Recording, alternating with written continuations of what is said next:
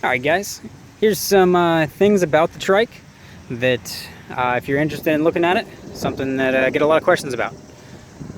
So, I built this VFR Reverse Tryk out of a Honda VFR, 2000 800cc V4 engine, which is why it sounds so mean. And although there's quite a lot of addition here, it is still registered as a motorcycle, pretty cheap on insurance actually, and it should pass all of the emissions testing in other states. I'm in Ohio, so we don't have that, but it has the a catalytic converter still, and it doesn't have any lights on it. This bike does have a light to tell if there's anything wrong with it.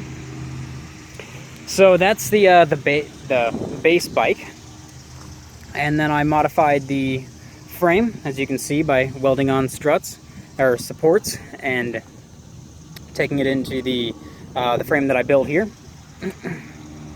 As well as also, there's no gas tank on this. I tried to clean it up a little bit, keep the CG low, and I built my own 2 fuel tanks, one on this side, and then this side houses the fuel pump.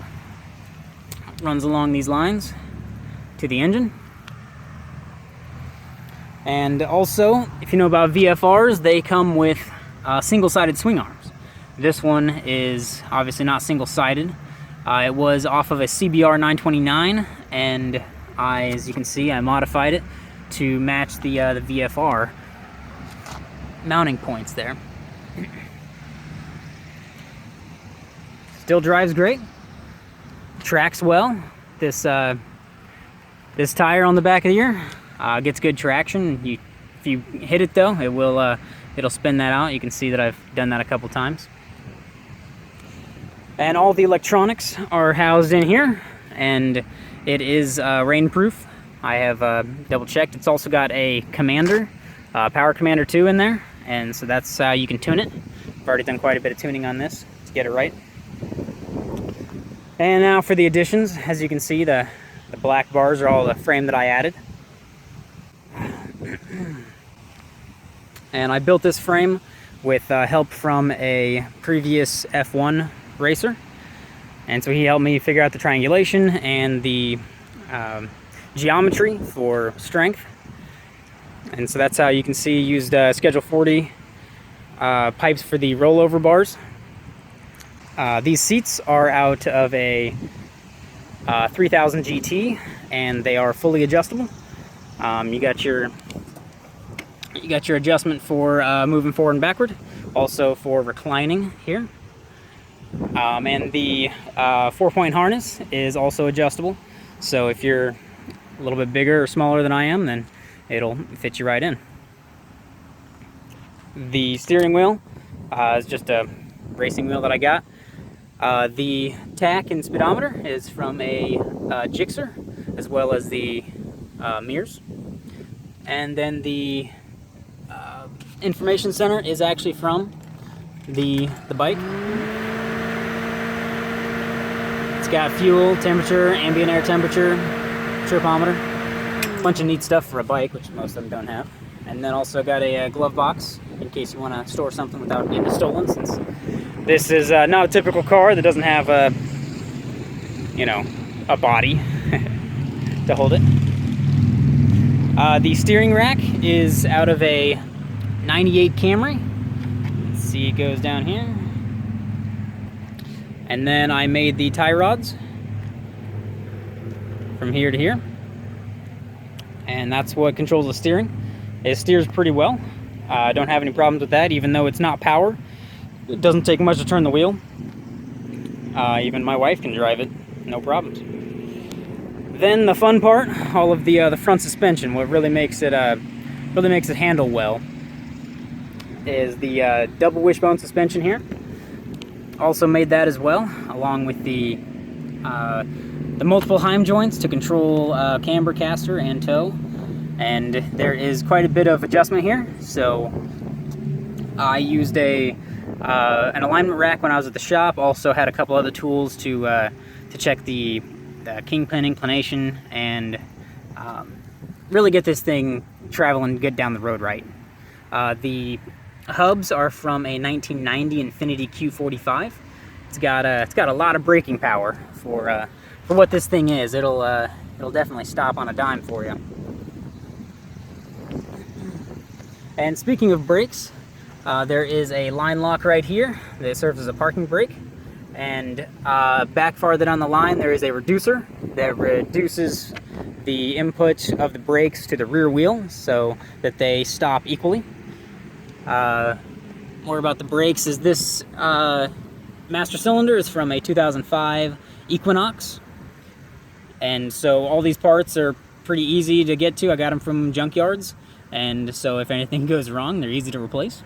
The clutch cylinder is actually the one from the bike, just modified with some pedals to be able to drive it. And back to the suspension. It's got a push rod double wishbone suspension, so it's pretty easy to adjust a lot of things like ride height. These shocks are actually adjustable as well, so you can adjust compression and rebound, and there's a lot of things to play with here, as well as, you know, there's multiple slots for different kinds of racing depending on what you want to do. Also adjust ride height. You can make this whatever you want. You can have a lot of adjustment here to make it ride exactly how you like it. I already have it set up the way I like it. If you want to play around with it when it's yours, you're more than welcome to. I'd be happy to help you figure it out too. And since I don't have the restrictions of a small area, I can use a bigger battery. This is a lawn and garden battery with more cold cranking amps than the original battery, and it's much cheaper. And I put it up front to help balance the weight out. Speaking of the weight, it is as long as it's less than 4 wheels and under 1,500 pounds, then it is still considered a motorcycle. So it is, with me in it, you know, fully ready to go if I just drove it right to a weigh station right now.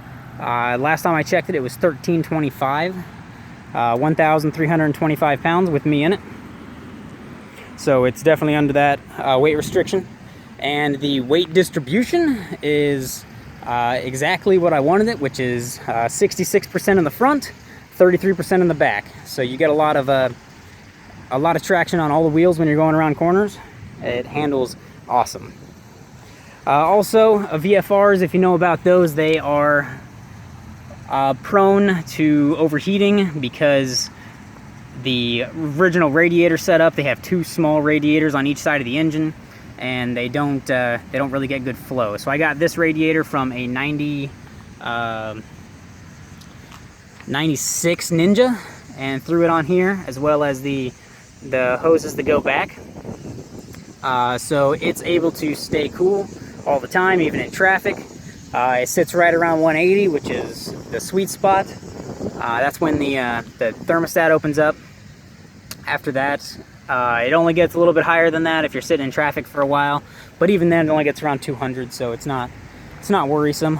220 is where you want to start worrying, but I haven't had any problems with that. All right, I'll start it up for you just so you can hear it, although the microphone on this phone might not be great.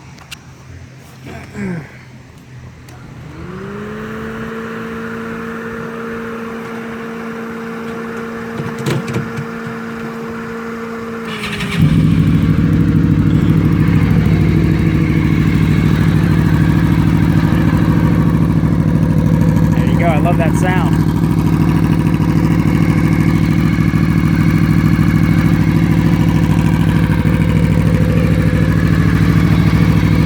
Rev it up a little bit.